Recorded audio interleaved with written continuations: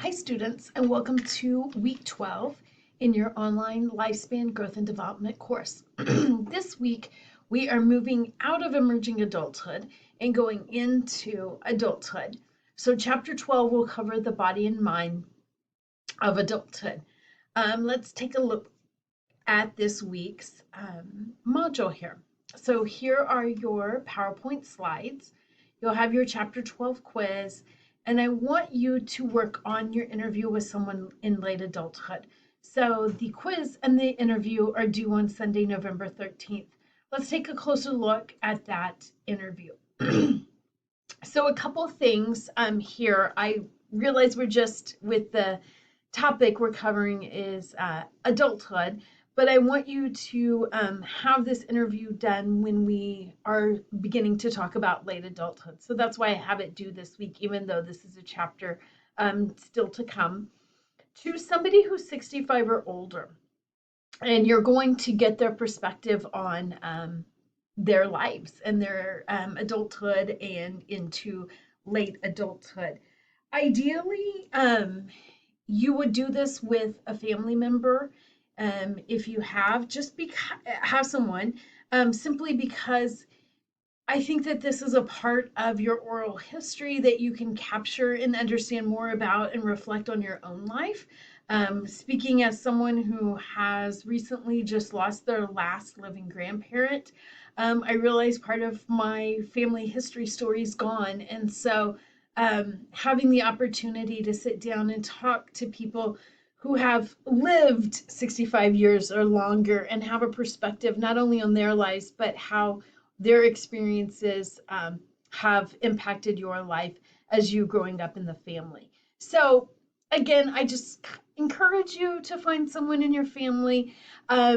What I always hear back from students is how meaningful this assignment, not just for the person they're interviewing, because they're, as I will start teaching you in late adulthood, many people are lonely and they don't have as many visitors and so forth, and the social connections as we get later into life. So this is a great chance to make somebody's day by interviewing them and getting their perspective, but it's also can be very beneficial for you. And so I hope you enjoy this. I hope it's really, really a wonderful experience for you.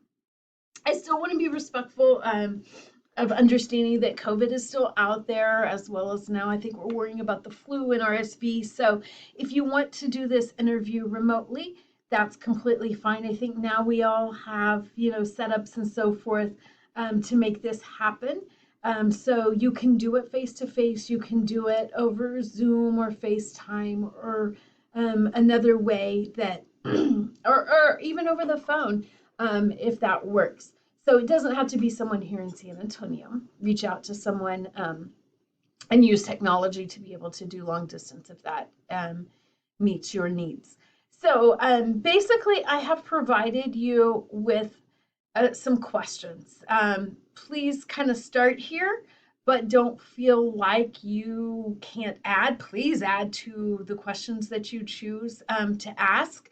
Elaborate where it is appropriate, modify the questions as appropriate. So again, these questions are guidelines, but feel free to navigate away from them or add to them if it makes the best sense for your interview.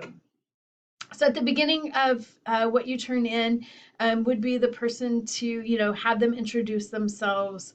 If they are comfortable saying their age, that's always very, very helpful to have, so we have a perspective of what stage of late adulthood we're looking at. And then going into your questions. As with previous assignments, I encourage creativity. So with, of course, permission from the individual in a way that you feel that you're also comfortable with, you can certainly type this up and turn that in, or you can do video or audio recording or provide pictures if you want to. So make this meaningful to you. Again, yes, it's an important class assignment and is really completing your lifespan project here. But please, even more than it just being an assignment, I hope that you would enhance it out.